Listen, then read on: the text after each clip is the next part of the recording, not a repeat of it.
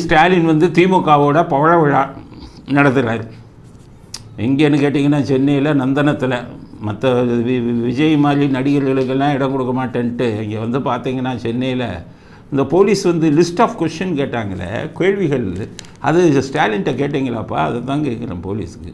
ஸ்டாலின்கிட்ட கேட்டிங்களா? எத்தனை பேர் வருவாங்க, ஆம்பளை எத்தனை பேர், பொம்பளை எத்தனை பேர், சீனியர் சிட்டிசன் எத்தனை பேர், மாற்றுத்திறனாளிகள் எத்தனை பேர்னு இந்த விஜய் மாநாடுக்கு கேட்டதை ஸ்டாலின்கிட்ட கேட்டிங்களா? இல்லை அவருக்கு மட்டும் ஸ்பெஷல் சலுகை வச்சுருக்கீங்களா? OMC இதில் மிகப்பெரிய இதை போட்டாங்க பார்த்தீங்கன்னா, மிகப்பெரிய விழா மாதிரி வச்சுட்டாங்க. ஆனால் சென்னையில் உங்கள் எல்லாருக்கும் தெரியாது, எல்லா ஹோட்டலும் மூடிட்டான்.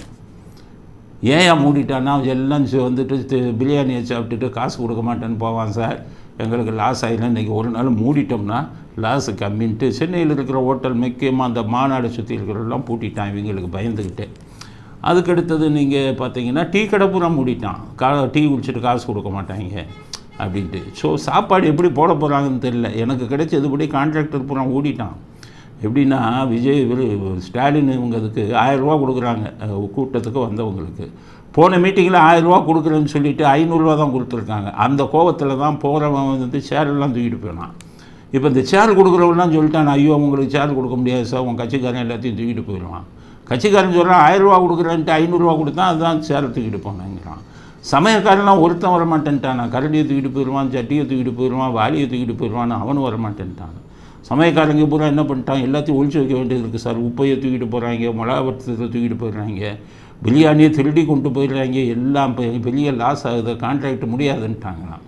அதனால் இப்போ என்ன ஐடியா பண்ணியிருக்காங்கன்னு கேட்டிங்கன்னா, வெளியிலேயே சமைச்சு அங்கேருந்து கொண்டு வந்துடுவோம். உள்ளே வச்சு சமைச்சா தான் நம்ம பேர் கரண்டியை தூக்குறான், இதெல்லாம் தூக்குறான், சட்டியை தூக்குறான் அப்படின்ட்டு வெளி கான்ட்ராக்டர்களை வச்சு அப்படியே பிரியாணி பொட்டலமாக கொடுத்துருப்பான் அப்படின்ட்டாங்க.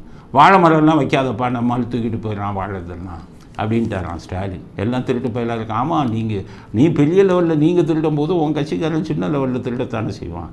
திருடர்கள் தானே இது எல்லாருமே உங்கள் இதில். அதனால் அவன் பார்க்குறான், என் தலைவன் கொள்ளையடிக்கிறான், ஏன் வெளிநாட்டில் போய் முதலீடு பண்ணுறான், அப்புறம் நான் மட்டும் என்ன பண்ணுறது அப்படிங்கிறத வெளிப்படையாக கேட்குறான். அதனால் மாநாட்டில் வந்து இப்போ பார்க்குறேன், எல்லா ஹோட்டலும் மூடியாச்சு, இது டீ கடை மூடியாச்சு, வெறிச்சோடி கிடக்கு. எப்படி உள்ள என்ன சாப்பாடு போட போகிறாங்க, எங்கேருந்து கொண்டு வர போகிறாங்கன்னு தெரியல. இப்போ மாநாட்டுக்கு என்ன இதெல்லாம் போட்டுருக்காங்கன்னு கேட்டிங்கன்னா, சென்னையில் வந்து ஏற்கனவே ரோட்டுக்கு நடுவில் பேனர் வைக்கக்கூடாதுன்னு இருக்குது. சுபஸ்ரீங்கிற பொண்ணு 2 வீலரில் போகும்போது இந்த பேனர் மோதி செத்து போச்சு. ஹைகோர்ட்டே சொல்லிட்டா இந்தமாதிரி பேனர் வைக்காதுன்னு. ஸ்டாலின் எல்லாத்தையும் தூக்கி போட்டு இந்த வீடியோவில் பாருங்கள், வரிசையாக பேனர்.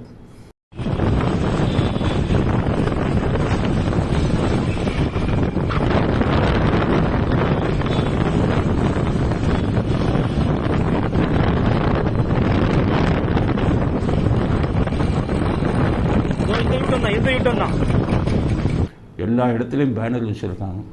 சட்டத்தை வந்து தூக்கி வெளில போட்டு, அப்புறம் அப்பா புராணம் இல்லை, அப்பா மாதிரி ஒருத்தர் உட்கார வச்சு அதை ஒரு உருவம் மாதிரி வச்சு அதை பேச வைக்கிறாங்க. கருணாநிதி குரல். அவருக்கு ஒரே குஷி, எவ்வளோ நாளைக்கு தாயா உங்கள் அப்பா புராணம் பாடுவீங்க, உங்கள் அப்பா நல்ல மனுஷனாக இருந்தால் புராணம் பாடலாம், நீங்கள் ஒரு ஆள் தான் புராணம் பாடிக்கிட்டு இருக்கீங்க, வெளியில் இருக்கிற எவனாச்சும் ரசிக்கிறானா? போய் கேளுங்க, ஒருத்தர் காரி துப்புறான். இந்த மாதிரி ஒரு மனிதரை இவ்வளோ பெரிய ஆளுங்களை பெருசாக கொண்டு வந்துட்டு பெரிய நல்ல அப்பான்னு மாதிரி கொண்டு வர்றாரு. யாருமே உங்கள் அப்பாவை விரும்புனது இல்லையே. அவர் இந்த வீடியோ பாருங்கள், அவர் சேரில் உட்காந்து பேசுகிறாரு.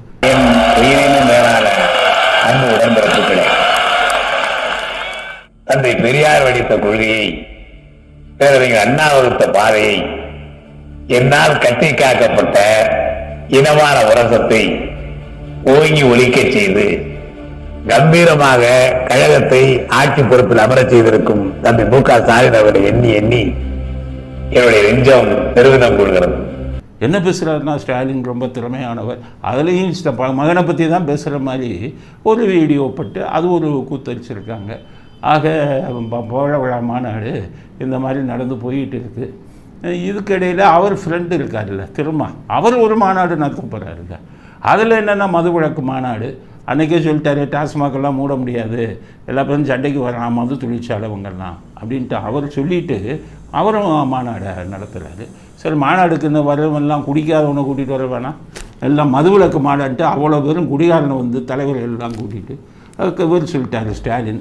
RS பாரதி அவர் குடிக்கவே மாட்டார். எல்லாருக்கும் தெரியும், அவங்க ஏரியாலேயே தெரியும், எப்போவுமே குடிச்சிட்டு தான் இருப்பார்.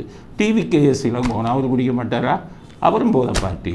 எல்லாருமே போதை பார்ட்டிகளை பூரா மாநாடுக்கு கூட்டிகிட்டு நடத்துகிறது மதுவிலக்கு மாநாடாம். எதுக்குன்னு கேட்டிங்கன்னா, இப்படி அப்படி எப்போ நடத்தினா தானே மது தொழிற்சாலை வச்சிருக்கிறவங்க கமிஷன் கொடுப்பாங்க. எப்போ மதுவிலக்கு மாநாடு நடத்தி எங்களை மூடிடாதீங்கப்பான்னு பணம் கொடுப்பாங்கல்ல, அதுக்கான வழி. அந்த மாநாடும் அரங்கேற போகுது. அன்றைக்கி ஒரு நாள் டீ கடை ஹோட்டல்லாம் மூடி ஆகணும். இப்படி மாநாடாக நிறுத்தினீங்கன்னா டீ கடைக்காரன் ஹோட்டல்காரெல்லாம் நிரந்தரமாக மூடிட்டு போக வேண்டியதான். எல்லாம் யோகியர்களை வச்சுருக்கீங்கல்ல 2 கட்சியிலையும். அதனால் இந்த கூத்தும் 2 எப்போ நடக்க போகுதுன்னு தெரியல. திருமாவளவன் இது எந்த நேரம் வேணாலும் கேன்சல் பண்ணிடலாம். அந்த பணம் வந்துட்டால் கேன்சல் பண்ணிடுவார். அந்த ஜெகத்ரட்சகன் கனிமொழி டிஆர் பால்கிட்ட ஓரளவு பணம் வந்துட்டால் முடிச்சுடுவார். இல்லைன்னா பயிர்க்க நடத்தி அதை ஒரு பேரம் பேசுகிறதுக்கு உபயோகிப்பார்.